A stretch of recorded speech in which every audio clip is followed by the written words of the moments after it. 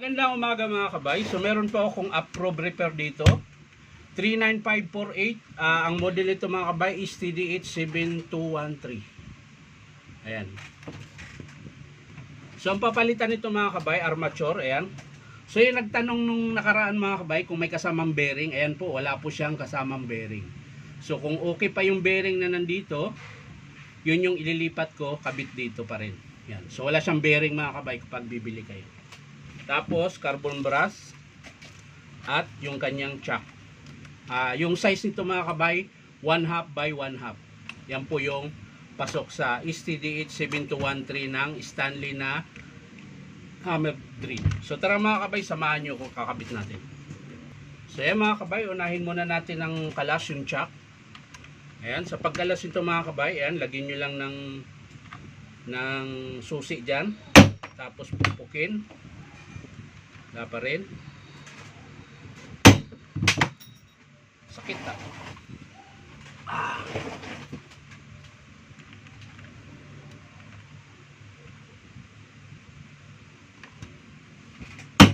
Yun. So, medyo matigas mga kabay. Sakit.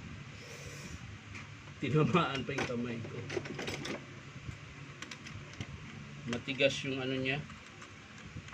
Ayan o. Matigas. Kaya pala mga kabay, matigas. Dahil hindi ko pala nakalas yung screw sa gitna. Ay. Ayan po, may screw po to sa gitna. So ang paluwag nito mga kabay ay pahigpit. Ayan. Buti hindi ko pinalo ng malakas, kundi putol. Ayan. May screw pala siya sa gitna. Ayan. So nakalas ko na mga kabay, pero minsan hindi siya ganun kalambot. Kadalasan matigas ho yan. So ayan, kakabit natin. Ayan. Tapos papaluin lang natin ng tamang-tama lang. Ayan, para humigpit siya. Ayan. Tapos saka nyo ilagay yung lock. Ayan. Ang purpose kasi nitong lock mga kabay, para pag nag-reverse kayo, hindi makakalas yung chuck. Kaya meron siyang ganito. Hindi katulad sa DeWalt, hindi na kailangan. Wala nang ganito. So, ang pahigpit niya ay paluwag. Ang kalas naman niya ay pahigpit. So, okay na tayo dito sa chuck mga kabay. Dito na tayo sa armature. Babaklasin na natin. So, yan na mga kabay. Nakalas na natin. Diretso kalas na ito. Ayan.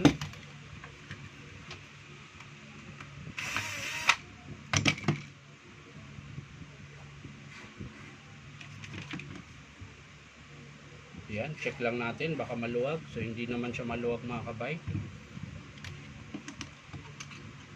So sa pagkalas ng armature mga kabay, kung mano-mano lang, ayan, papakita ko. Pero sa akin, pinipress ko ito. Pero papakita ko pa rin pag yalimbawang mano-mano na pagkalas lang.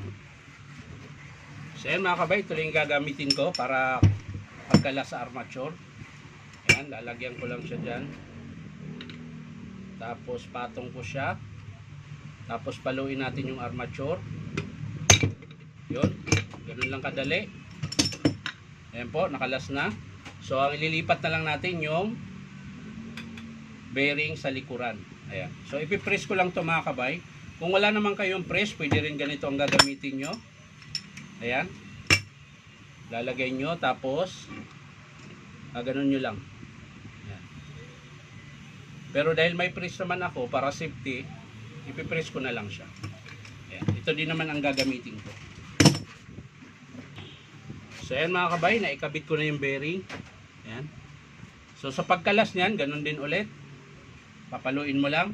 Pag binalik nyo rito, tutusok nyo lang dyan.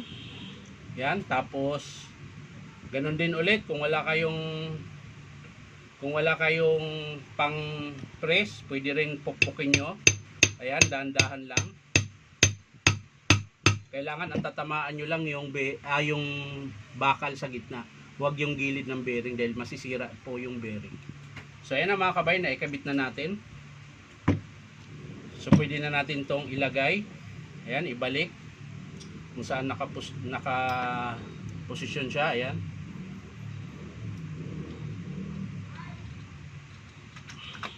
Ayan. Siyempre ito, huwag yung kalimutan tong baffle niya. Kailangan maibalik mo yan dyan. Ayan. Tapos higpitan natin.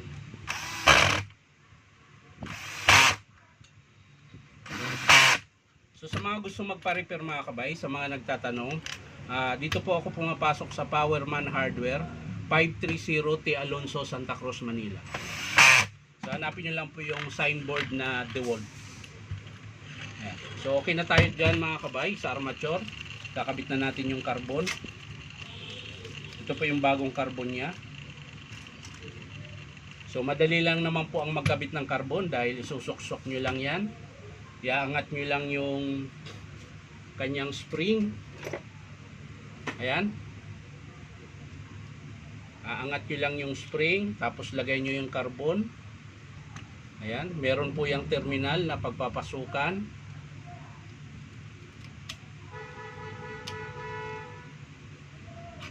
Ayan, tapos balik nyo yung spring. Ayan, saan na ba yung terminal nito? Ay, yun lang. Kalas na pala yung terminal nito mga kabay, so ihinang ko na lang yan. So ayan mga kabay, hininang ko na lang yung terminal ng carbon dito. Ayan, dahil natanggal na po yung tenga niya, so hininang ko na lang, hindi naman siya makakalas.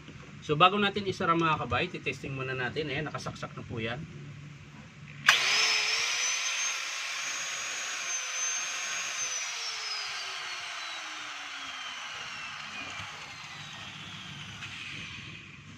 So ayan mga kabay, sasara na natin. At natapos na po yung ating repair. So ayusin lang natin yung cord at mga wire at baka maipit. Dahil mahirap na pag maipit. Screw.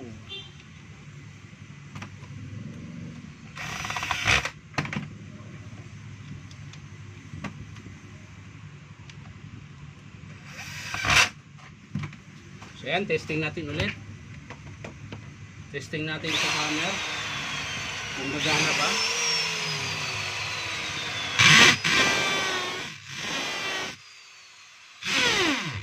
So yun po yung hammer. Ito yung drill. Yung hindi siya ganun kaingay.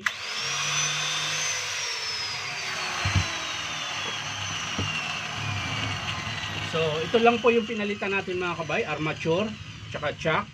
At syempre yung kanyang carbon brass.